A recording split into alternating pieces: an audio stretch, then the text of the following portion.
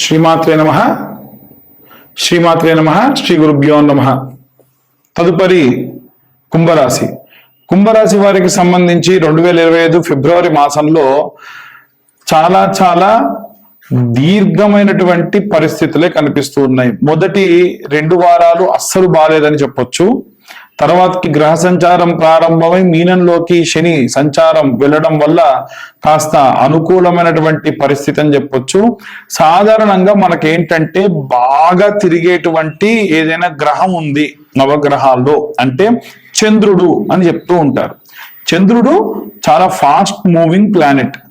అయితే ఈ యొక్క శని మాత్రం చాలా మందగమనుడు, అంటే చాలా చిన్నగా కదిలేటువంటి వాడు. అలాంటి శని 30 సంవత్సరాల తర్వాతకి కుంభంలోకి ప్రవేశించాడు. దాన్ని శని తిరోగమనం అని మనం అందరం కూడా గతంలో చెప్పుకున్నాం. అయితే బాగా నడిచేటువంటి వ్యక్తికి, బాగా చిన్నగా నడిచే వ్యక్తి పక్కనే ఉండి రమ్మని చెప్పి పిలిచినా చేయి పట్టుకున్న, ఉదాహరణకు యంగ్ ఏజ్ లో ఉన్న పిల్లవాడు ఏదో ఫాస్ట్ గా అర్జెంట్ గా పని మీద వెళ్తుంటే ముస్సలి తాత వచ్చి కొంచెం సహాయం చెయ్యంటే ఈ యంగేజ్ పిల్లవాడికి ఎక్స్పీరియన్స్ ఉండదు, అనుభవం లేదు, తొందర ఒకటే ఉంటది. కానీ ఈ ముసలి వాడికి అనుభవం ఎక్కువ, ఆచి తూచి అడిగేస్తాడు. అది కూడా సొంత ఇంట్లో, ఆ తాతగారింట్లో ఈ మనవడు ఉన్నాడు అనుకోండి, అలాంటి పరిస్థితే ఇది. కుంభంలో శని ఉన్నాడు, సొంత ఇంట్లో ఉన్నాడు, స్వక్షేత్రంలో ఉన్నాడు. దీనివల్ల మీకు మంచి పరిణామాలు ఉన్నప్పటికీ చంద్రుడి యొక్క సంచారం వల్ల చెడ్డ పేరు రావడం, మీరంతా ప్రశాంతంగా మీ పని మీరు చేసుకుంటే మీ తప్పు లేకున్నా ఎవరో చేసిన తప్పు వల్ల మీకు చెడ్డ కీర్తి ప్రతిష్టలు రావడం, అనుకోని సంఘటనలు ఎదుర్కోవడం. అంటే ఎన్ని ఇబ్బందులు వచ్చినా, ఎన్ని రకాలైనటువంటి ప్రాబ్లమ్స్ వచ్చినా మీరు ట్యాకిల్ చేయగలరు. ఎందుకంటే మీ అనుభవం మిమ్మల్ని ముందుకు తీసుకెళ్తుంది. కాబట్టి అంత కంగారు పడాల్సిన పని లేదు. ముఖ్యంగా విద్యార్థులు, గృహిణుల విషయానికి వస్తే గనక వీరు అంతగా మానసికమైనటువంటి ఒత్తిడికి లోనవ్వాల్సిన పని లేదు. అంత ప్రశాంతంగా గడుస్తూ ఉంటుంది. తర్వాత ఈ యొక్క విద్యార్థులు, వ్యాపారస్తులు కానీ ఉద్యోగస్తుల విషయానికి వస్తే కూడా ఎంత పెద్ద ప్రాబ్లం వచ్చినా నవ్వుతూ పరిష్కరించుకొని కంగారేం పడకండి. అంత టెన్షన్ పడుతున్నా ఏం కాదు, నేనున్నగా చూసుకుంటా కానీ ధైర్యాన్ని మీరు ఇస్తారు. అది ఖచ్చితంగా మనం ఇది మంచి పరిణామం చెప్పుకోవచ్చు. అలాగే ఎవరైనా సరే వ్యాపారం చేసే వాళ్ళు కానీ, కోర్టు వ్యవహారాల్లో ఉన్న కానీ, సినీ రాజకీయ రంగాల్లో ఉన్నవారు కూడా వాతావరణం అంతా కంగారు పెట్టే వాతావరణం ఉన్నా చాలా సానుకూలంగా స్పందిస్తూ ముందుకు వెళ్తూ ఉంటారు. వీరందరికీ సంబంధించి ఎలాంటి రెమెడీస్ తీసుకోవాలి, ఎలాంటి రెమెడీస్ పాటించాలి అనేటువంటి విషయాన్ని ఇప్పుడు మనం తెలుసుకుందాం. శ్రీమాత్రే నమః. అన్ని రాసుల వారికి కూడా, ముఖ్యంగా ఈ ఒక్క రాశికని కాకుండా అన్ని రాసుల వారికి కూడా ప్రత్యేకంగా ఈ మాసంలో తీసుకోవాల్సినటువంటి రెమెడీస్ ఏమిటి అంటే, విద్యార్థులు, గృహిణులు, అలాగే వ్యాపారస్తులు, అలాగే ఉద్యోగస్తులు, వీరందరికీ సంబంధించి ప్రత్యేకంగా మనం చెప్పుకోదగ్గటువంటి రెమెడీస్ కొన్ని ఉన్నాయి.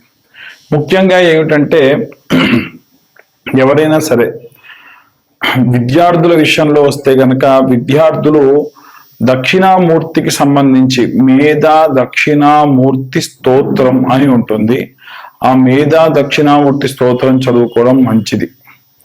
గృహిణులంతా కూడా వీలైనంత వరకు కూడా సంక్రాంతి సమయంలో మీరు ఎప్పుడైతే పొంగలి వండుతారు కదా, ఆ సమయంలో ఎలా అయితే మీరు నైవేద్యం వండి నివేదన చేస్తారో అలా ప్రతి వారము శుక్రవారం నాడు, వారంలో శుక్రవారం నాడు అమ్మవారికి పొంగలి అంటే తీపి పొంగలి నైవేద్యంగా పెట్టండి, చాలా మంచిది.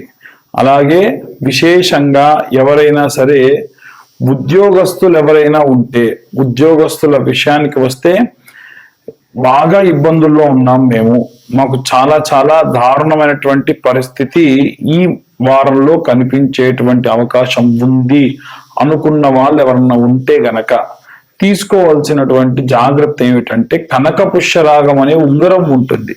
ఈ కనక పుష్యరాగం ఉంగరము మనకి 1200 రూపాయలు ఒక క్యారెట్ చొప్పున ప్రారంభమయ్యి 5000 వరకు కూడా ఉంటుంది. 1200 రూపాయల క్యారెట్ అనేటువంటిది సరిపోతుంది. అలా 1200 రూపాయల క్యారెట్ ఉంగరం 3 క్యారెట్ల నుంచి 4.5 క్యారెట్లు అంటే వారి హైట్ ని బట్టి, ఉదాహరణకు అతను గాని ఎవరైతే మీ జాతకంలో గురువు బాలేదు అనుకున్న ఉద్యోగస్తులు ఎవరైతే ఉన్నారో వారు గనక 5.5 అడుగులు మించుంటే 3.5 క్యారెట్లు, 5 అడుగులు లోపుంటే గనక 3 క్యారెట్ల ఉంగరము వెండిలో గాని పంచలోహాల్లో గాని పెట్టుకోవాలి, బంగారంలోని పెట్టుకోవాల్సిన అవసరం కూడా లేదు. అలాగే విశేషంగా ఎవరైనా సరే వ్యాపారస్తులు ఉంటే గనక వ్యాపార స్థలంలో ప్రతిరోజు కూడా ఇప్పుడు నేను చెప్పేటువంటి రెమెడీ చేయండి.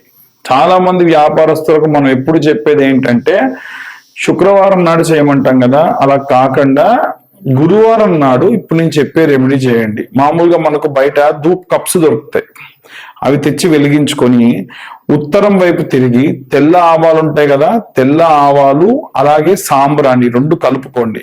కొంతమంది పొడి చేస్తారు, తెల్ల ఆవాలు పొడి చేసి ఈ యొక్క సాంబ్రాణిలో కలుపుతారు, అలా కూడా చేసుకోవచ్చు. కానీ తెల్ల ఆవాలు అలా వేయడమే చాలా మంచిది.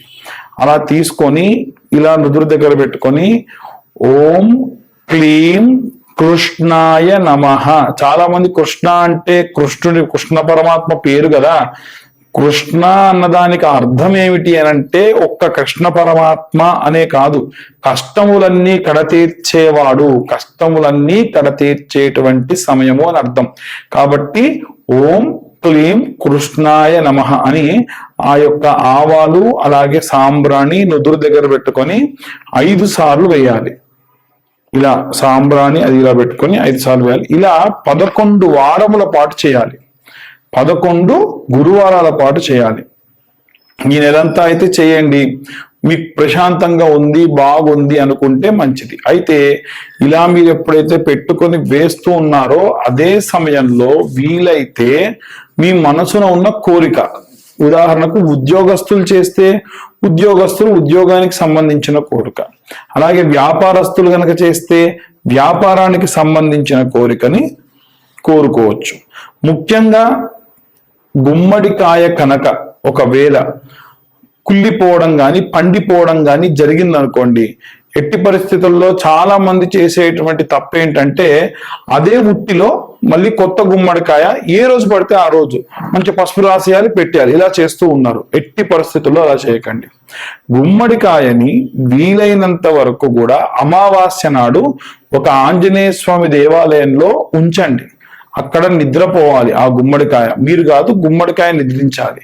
అలా నిద్రించినటువంటి ఆ గుమ్మడికాయని మరుసటి రోజు అమావాస్య మరుసటి రోజు శుభ్రంగా పసుపు రాసి 11 సార్లు కుంకుమ బొట్లు పెడుతూ కూష్మాండాయై నమః సకల నరఘోష నరపీడిత నివారికాయై నమః కూష్మాండాయై నమః. నేను చెప్పేది అలాగే చెప్పుకుంటూ ఓం నమో కూష్మాండాయై నమః నరఘోష నరపీడిత నివారికాయై నమః అనుకుంటూ ఒక్కొక్క బొట్టు పెట్టాలి. చాలా మంది కుంకుమ తీసుకొని అన్నిటికి పెడుతూ ఉంటారు, అలా చేయదు. ఒక్కొక్కసారి కుంకుమ తీసుకోవాలి పెట్టాలి. ఇలా 11 బొట్లు పెట్టండి. పెట్టిన తర్వాతకి పాత ఉట్టి పారేయండి, ఎందుకంటే ఆ ఉట్టికి ఆల్రెడీ ఖరాబ్ అయిపోయిన గుమ్మడికాయ సంబంధితమైనటువంటి సొనంతా అంటుంటది. కాబట్టి ఎట్టి పరిస్థితుల్లో అలా చేయకుండా అదంతా కూడా శుభ్రంగా ఆ ఉట్టి పారేసి కొత్త ఉట్టిలో పెట్టుకోండి. ఇలా చేయడం వల్ల ఇంట్లో ఎటువంటి నరఘోష నరపీడితములు ఉన్నా సరే పోతాయి. ఇది ఒక మంచి రెమెడీ. ఆ తర్వాతకి ఇంకొక విషయం ఏంటంటే ఎవరైనా కోర్టు గొడవలు అలాగే కోర్టుకు సంబంధించినటువంటి వ్యవహారాల్లో ఇబ్బందులు పడుతూ ఉన్నారు, సినీ రాజకీయ రంగాల వారు ఎవరైతే ఉన్నారో, అంటే భారీ పని ఒక పెద్ద పని ఒక మంచి ప్రాజెక్ట్ గురించి వెళ్తున్నారు అనుకోండి, ఏం చేయాలి అని అంటే అమ్మవారి గుడికి వెళ్ళి మనకు గుమ్మడి పండు ఉంటుంది, ఆ గుమ్మడి పండు పైన కర్పూరం పెట్టి వీరైతే ఆ దేవాలయంలో అమ్మవారికి దిష్టి తిప్పి కర్పూరం వెలిగించి దిష్టి తిప్పి దాన్ని ఈశాన్య భాగంలో కొట్టేసి వెనక్కి తిరిగి చూడకుండా వెళ్ళిపోండి. అంటే దేవాలయంలో దర్శనమైన తర్వాతకి దేవాలయం నుండి బయటికి వచ్చి ఆ దేవాలయం బయట దిష్టి కుడివైపు 3 సార్లు తిప్పాలి, ఎడం వైపు ఒకసారి తిప్పాలి. తిప్పి అమ్మా నా కోరిక తీరేటట్టు చూడు తల్లి, అన్ని దోషాలు పోవాలని చెప్పి ఆ గుమ్మడికాయని ఆ దేవాలయంలో ఈశాన్య భాగంలో కింద కొట్టేస్తే 2 ముక్కలైపోవాలి, లేదా చేత్తో అలా కొట్టి ఆ 2 ముక్కలు అయిపోయిన దాన్ని కుడిది ఎడమ ఎడమ కుడి పెట్టేసుకొని అలా పెట్టినటువంటి దాన్ని మళ్ళీ వెనక్కి తిరిగి చూడకుండా కాలు కడిగేసుకొని మీరు వెళ్ళిపోండి. కాళ్ళు కడుక్కోండి, ఖచ్చితంగా కడుక్కొని వెళ్ళండి. ఇలా చేయడం వల్ల ఎవరైనా సరే కోర్టు పనులకు వెళ్తున్నటువంటి వాళ్ళు కానీ, విడాకుల కోసం ఇబ్బంది పడుతూ చాలా మంది ఇబ్బందులు పడుతున్న వాళ్ళు కానీ, ఎవరైనా సరే అనవసరంగా మీ పైన వచ్చినటువంటి ఆ కేసు పోవాలంటే కూడా ఈ రెమెడీ పాటించడం చాలా చాలా చాలా ఉత్తమం. ఇలా చేయడం వల్ల అన్ని వర్గాల వారికి, ఇప్పుడు నేను చెప్పిన సినీ రాజకీయ రంగాల వారికి, ఉద్యోగస్తులకి, అలాగే విద్యార్థులకి, గృహిణులకి, అందరికీ సంబంధించిన విషయం. వివాహం కావట్లేదు అన్న వాళ్ళు ఎవరైతే ఉంటారో ఖచ్చితంగా ఎక్కడైనా స్వయంభూగా వెలిసినటువంటి దేవాలయం, మనకు హైదరాబాద్ లో అయితే మా గురువు గారి దేవాలయమే ఉంది. భక్తాంజనేయ స్వామి దేవాలయం అని 100 సంవత్సరాల క్రితమే అక్కడ స్వామివారు ఎప్పుడు వెలిసారో తెలియదు. పిడుగుపడి ఒక కొండ ఇంకొక కొండను ఢీకొంటే ఆయన వెలిసారు. కొత్తపేట భక్తాంజనేయ స్వామి దేవాలయం అని మీరు ఆన్లైన్ లో కొడితే వస్తుంది. మళ్ళీ మాకు ఫోన్ చేసి అడిగే పని లేదు. మీరు ఆన్లైన్ లో భక్తాంజనేయ స్వామి దేవాలయం కొత్తపేట మారుతి నగరం కొడితే వస్తుంది. ఆ దేవాలయంలో మంగళవారము శనివారము విరివిగా ముడుపులు కడుతూ ఉంటారు. వివాహం కాని వాళ్ళు ఎవరన్నా ఉంటే ఆ దేవాలయానికి వెళ్ళి ఒక 200 250 ఆయనకి ఇస్తే పూజ చేసి మీకు ఇస్తారు. అక్కడ ఎలా ప్రదక్షిణ చేయాలి, ఎలా మీరు ఆ ముడుపు కట్టాలి అనేది చెప్తారు. వెళ్ళేటప్పుడు కొబ్బరి బోండం, పైన పిలక ఉన్న కొబ్బరి బోండము, జాకెట్ ముక్క, పసుపు కుంకుమ, 11 నాణెములు, అవి రూపాయి బిల్లలు కానివ్వండి, 2 రూపాయల బిల్లలు కానివ్వండి, 11 నాణెములు కావాలి. అవి తీసుకొని ఆ దేవాలయానికి వెళ్ళండి. వివాహం కాని వారికి సంబంధితమైనటువంటి వివాహ దోషములన్నీ కూడా పోగొట్టేటువంటి దేవాలయం.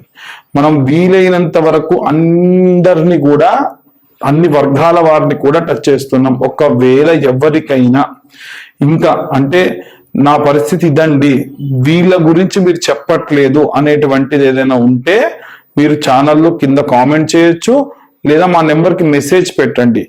జాతకానికి సంబంధించిన విషయంలో కూడా గతంలోనే చెప్పాను. డేట్ ఆఫ్ బర్త్, టైం ఉన్నటువంటి వారు ఎవరైనా సరే నాకు మీరు వాట్సాప్ చేయండి, డీటెయిల్స్ అన్ని కూడా వస్తాయి. 2025వ సంవత్సరంలో 2025 రూపాయలు మాత్రమే మేము స్వీకరిస్తూ ఉన్నాము. కాబట్టి ఈ నూతన సంవత్సరంలో జాతకం తెలుసుకోవాల్సిన వాళ్ళు ఎవరైనా సరే మా వాట్సాప్ నెంబర్కి మీరు మెసేజ్ చేస్తే మీకు డీటెయిల్స్ అన్ని కూడా రావడం జరుగుతుంది. డీటెయిల్డ్ గా మీరు ఈ జాతకానికి సంబంధించిన విషయాలు తెలుసుకోవచ్చు.